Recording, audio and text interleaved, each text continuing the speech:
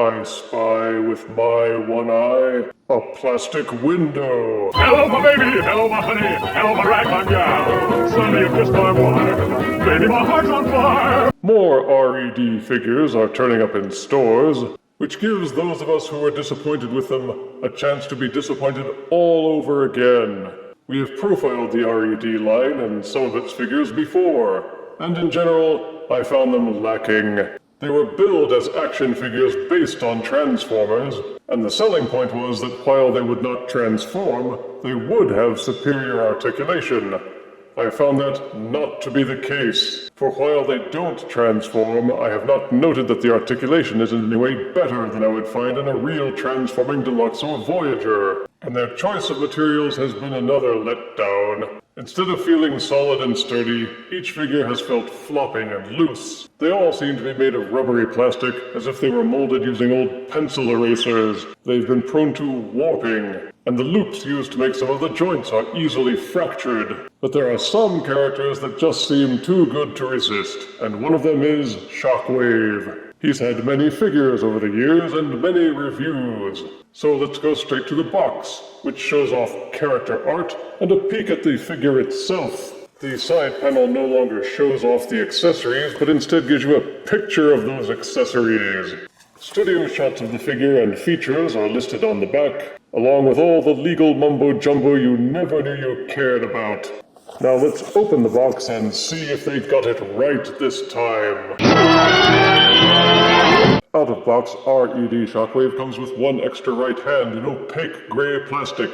Also 2 replacement right hands, one with an open hand posture and one with a clenched fist made of translucent plastic, or slightly translucent plastic. 2 purple corkscrew fire blast accessories. A replacement left arm gun accessory made with the same cloudy translucent purple plastic. A miniature Generation 1 style Megatron handgun accessory. And a hollow plug-in backpack accessory. Both the Megatron gun and the backpack suffered from warped plastic. In this case, the pegs are curved, which means that when you plug the backpack into Shockwave's back, it will always be tilted. And also Megatron's stock handle and the gun barrel itself are bent and warped, and this was after I tried straightening them out with a heat gun. It's made of the El Cheapo rubbery plastic, so they will almost always look warped or twisted somehow. Boo! The Shockwave figure itself has some decent heft to it, and it certainly mimics the old Generation 1 animation model, with his single menacing eye, his Spock-style antenna. They even give him a semi-transparent chest plate with molded detailing inside. The gun arm is connected by a plastic tube. I don't know if it's actually removable or not, but I worry that it will crack and break over time. The colors are all purple and light gray, with some pale yellow in the eye socket, and a deeper purple for the Decepticon logos. And while it's impressive the amount of detail they put onto the Megatron handgun, even down to a little tiny Decepticon insignia, it's so warped and floppy that all you can really see is that he is bent. Which brings me to the materials. Once again, many parts are made with that El Cheapo rubbery plastic. All of the accessories are made of it. All of the major joints, the head, the arm tube, and the arms themselves, along with the thighs and the feet, all contributing to making it feel cheaper than it should. And none of it seemed necessary, except maybe the hands, where flexible plastic may be needed to muscle the gun into place. But everything else looks and feels like a cost-cutting measure that reduces the figure's potential. Aside from that, the proportions are good. No one part or limb seems like it's too long, and despite the Generation 1 simplicity of the overall form, they put in enough sculpted detail that he doesn't come across as childish. Use these 2 holes on the back to plug in the backpack accessory, but again the pegs themselves don't make a perfect fit because they're bent. Boo! Either one of the hands or the gun accessories can be eased out and replaced with its translucent counterpart, or replace the open right hand with a right clenched fist, or you can double gun him up and the fire blasts will plug into the ends of the gun emplacements for some John Woo Akimbo gun-style action. Pew-pew, bang-bang. Inserting the gun into the hand is easiest when it's not actually plugged into the arm. Again, it's all soft rubbery plastic, so if you can slide one end of the gun stock in through the thumb, then you can usually flex and bend the fingers to curl them around the handle, and even put one finger through the trigger guard. Then you can plug the hand into the forearm, and have Shockwave wield Megatron as a weapon.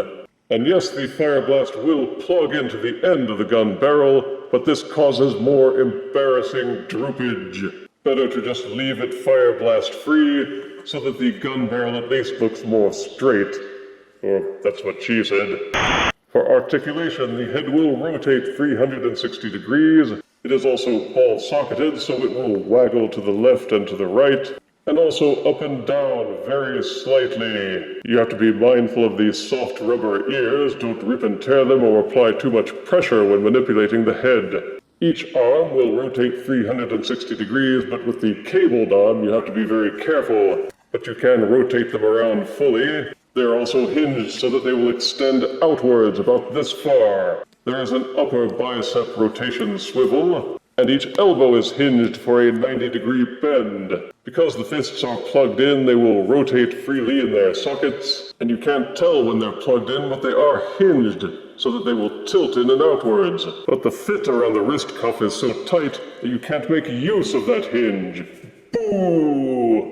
One bonus is that there is an ab crunch. You can tilt the upper body backward slightly, and also tilt it forward to hunch. There is 360-degree waist rotation. Oh. Each leg will kick forward about this far before bumping into the pelvis, and kick backwards about this far. Tilt these flaps up, and you can splay the leg outward. There is an upper thigh swivel rotation, and each knee is double jointed, so they will bend backwards to a fair degree. The feet are ball-socketed, but these cuffs around the ankles prevent a lot of motion. The foot will only tilt backwards about this far before bumping into the back, and it will hardly tilt forwards at all. Well, they gave the cuff enough clearance so that the ankle can tilt to the left and to the right. Why they didn't do that with the forward and backwards motion, I don't know. The feet need more clearance, really, and the head could tilt a bit more. Once again, the poor choice of materials limits the figure, and they didn't seem to make any compromises for the sake of better posability. A little more clearance around the hips and the ankles, and they probably could have doubled the range of motion in both areas. But alas, the saddest words of all, if only. For size comparison, here is R.E.D. Shockwave next to War for Cybertron Deluxe Shockwave. Here is R.E.D. Shockwave next to Leader Class Studio Series Movie Shockwave. Here is R.E.D. Shockwave next to R.E.D. Megatron. And here is R.E.D. Shockwave next to Masterpiece Shockwave. Yes, Masterpiece Shockwave is better and more posable.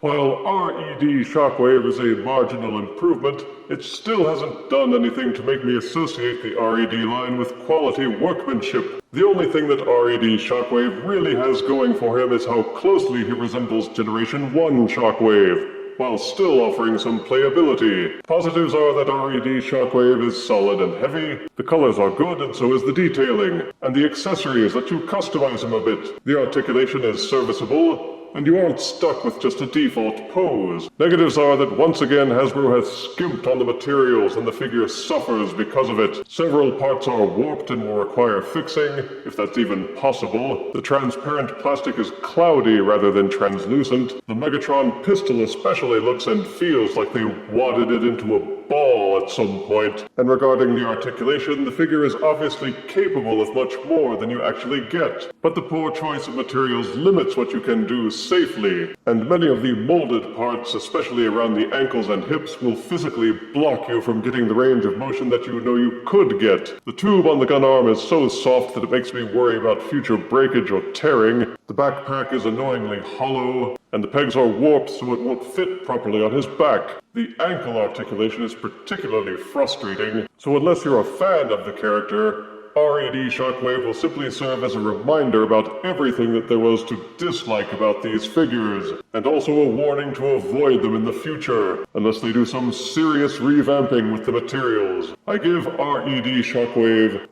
6 out of 10 deaths. The wasted potential was the only thing shocking about this. If you refuse me, honey, you lose me. Then you'll be left alone, oh baby, tell more and tell me I'm your own.